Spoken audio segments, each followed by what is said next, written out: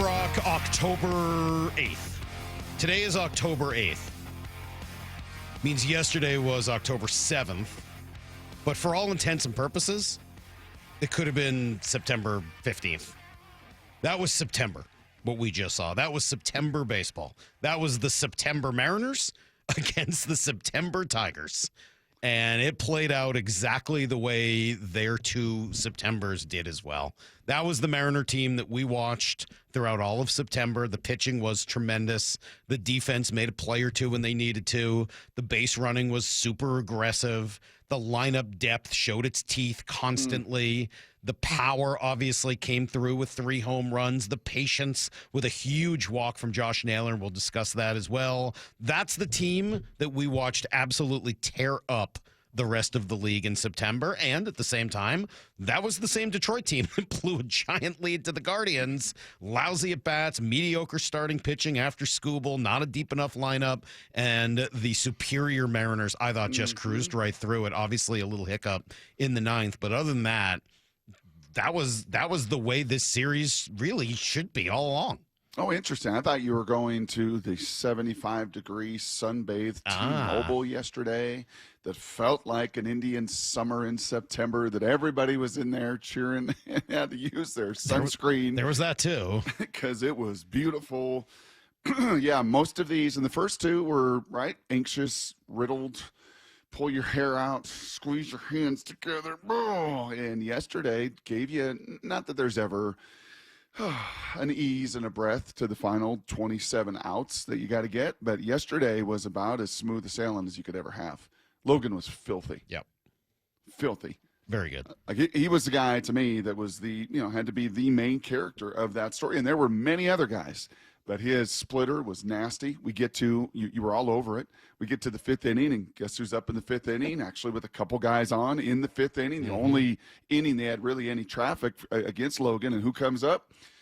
Just as you said it would. Okay, what are we going to do in the 5th inning? It's going to be the tipping point. And you obviously go with him and gets out, gives up just the 1 run, and gives you an opportunity, Salky, to not have to go with Spire. Yep. Were you a little surprised to see Brash last night? Nope. Not at all? Okay, no, just I thought the game was at still that close point. enough at that point. Yep. I thought the way they were doing it is get Brash there. If something happens, you've got Spire for the lefties at the top of the order, ready to go either late in that inning or in the next inning if you had to. I thought it was really well managed by Dan, and I honestly thought that he handled the 5th inning very well. I thought it was a very different scenario than the one that played out in games 1 or 2 because Logan had only thrown 60 pitches. I mean, like, he wasn't in the 80s like the other guys were, and having worked through a tremendous amount of stress, he was at 60 pitches and is, at this point, crazily enough, a reverse splits guy. One of the strangest developments of the Logan Gilbert career is that he's now better against lefties than righties, which makes no sense when you think about the arm angle that he's coming at. A right-hander should never be able to hit him.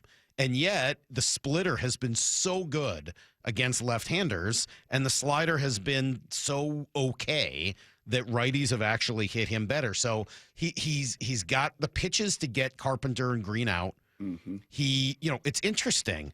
For all of the A.J. Hinch love, and he gets a lot of it, the great genius A.J. Hinch, I think moving Kerry Carpenter up to the leadoff spot worked against him last night. And I understand his reasoning. I want to put the pressure on the Mariners to make a decision on what to do earlier.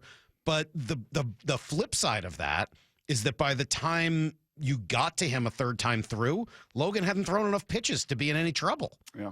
And so, he came up in the 5th inning, but Logan had not worked hard. If you go back, I just was curious about the difference between the two situations. If you go back and look at it, when he came up in the first game against Kirby had thrown about 20-something more 15 more pitches. I'm sorry, it was 76 pitches, okay? Whereas Logan was at 62.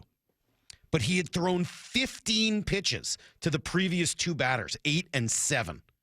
Huge difference, right? Yep. He's taxed. He's gone through it. You saw how much the 11-pitch nailer at bat took out of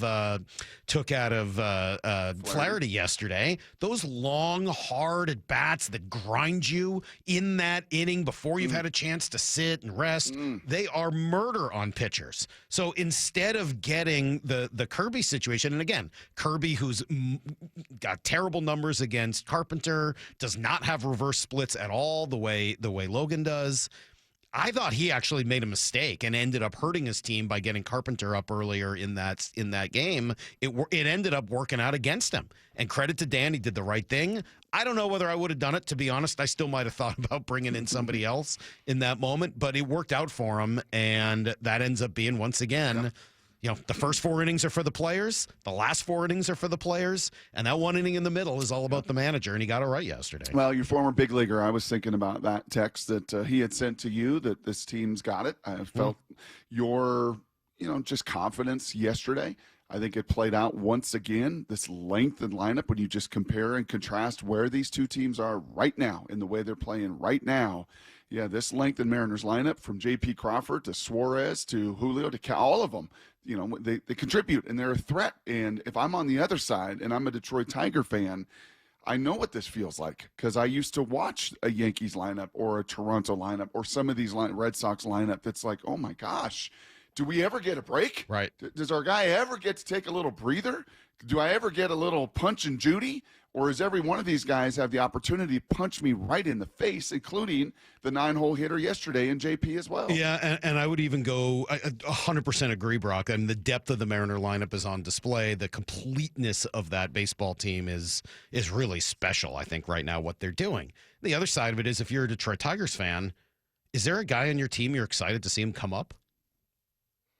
I mean, I'll give you, so 9:30 this morning, Adam Wainwright's going to join us, who's been doing a really good job on the calls for these games, and we taped it earlier. That's why I was not able to, get back in here at 6:55. We were finishing up with Adam Wainwright, and without giving away the whole interview, there's a moment where he's talking about the Tigers' offense, and he's like, it can't be just Kerry Carpenter and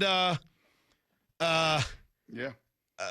And he finally comes up with Gleyber Torres. And I was like, okay, I guess. Who's afraid of Gleyber Torres? That guy needed a wheelchair to get to second base the other day on a triple. Should have been a triple. He's standing at second base, gassed, because he's a big boy now. Big boy now. Where did that come from? That's a second baseman? My God. Hey, he looks like a left guard. Hey, we saw it. Little Jose Lopez, those little steps. Jeez. We saw it. He got to be My God. Anyway, the point was not just to make fun of Gleyber, but the point was he's kind of he's trying to, he's doing the game. He's trying to keep Riley it somewhat Green's even. an all-star, and McKinstry's an all-star, and they've had guys. Riley Green hasn't had a hit in 3 months. Yeah.